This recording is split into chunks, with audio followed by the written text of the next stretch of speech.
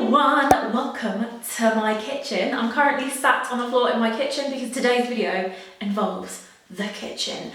Tom and I wanted, when we first put in an offer for this house, we were on Pinterest, went on a bit of a Pinterest spree, and something that both of us kind of fell in love with was the idea of having a chalkboard wall in the kitchen.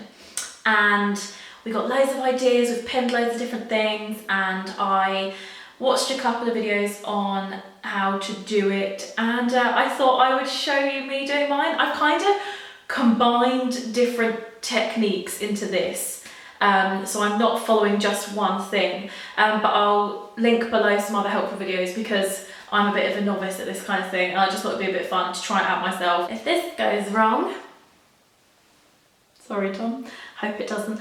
Yeah, but we've bought some chalks, we've bought a little rubber and, or should I say eraser, because I think rubber means different things in different countries, you know. But I'm so excited. I've always wanted to have a chalkboard wall. I say that, it's been like a 2-month dream maybe. But I've been just so excited to write like this week's menu, or like to buy, like what we need to buy from a shop. The only thing is, Tom's handwriting is somewhat unreadable, but it's because he writes things down so fast when he's working that his handwriting is readable to him. So maybe I'll have to interpret if he adds anything to the shopping list. But yeah, let's get started on my DIY chalkboard wall.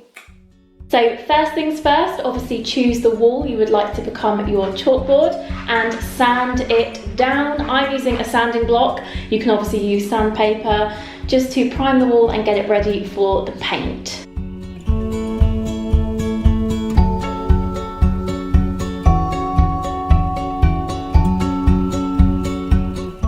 Then next up is frog tape or painter's tape or masking tape, whatever you want to use to tape the edges down. And there's a spider, lovely old job. So I actually found it easier to tear bits of the tape off and do it in smaller sections just so it could be as straight as possible. And we actually found while doing this that our wall is not even, like it's slightly on the wonk. So we had a slightly non-straight line going down one of the sides, but not to worry.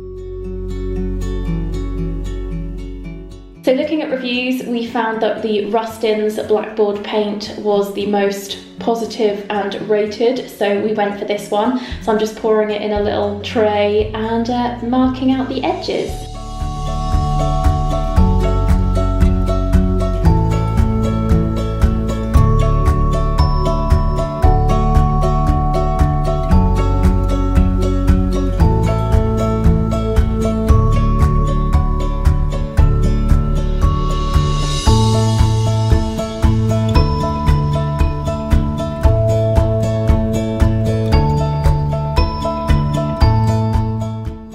With a spongy roller, I'm going ahead and applying the chalkboard paint all over the wall.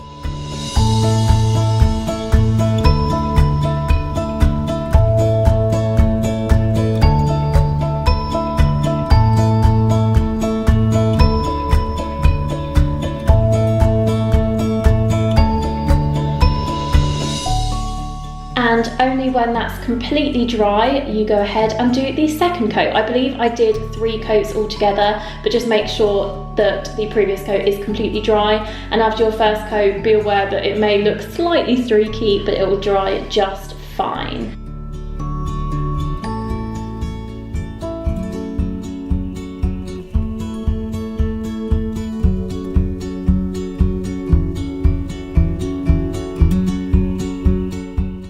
And then probably the most satisfying step, peeling off the painter's tape. Look at those lines, y'all. And then the next step, you're gonna wanna grab some chalk. I've just got some Crayola chalk. And I didn't actually know about this step, but you need to season/prime your chalkboard by getting the chalk on its side and sort of rubbing up and down and then rubbing side to side. Now this seasons it so that when you do actually draw or write on it, you can rub it off easily. Does that make sense? I found that out in a blog post. I found it really interesting. And then the final step is to wipe it all away with a wet cloth, tea towel, tissue, whatever you want to use. And that is everything. So thank you so much for watching. I hope you enjoyed, and we absolutely love our new chalkboard wall. Have fun!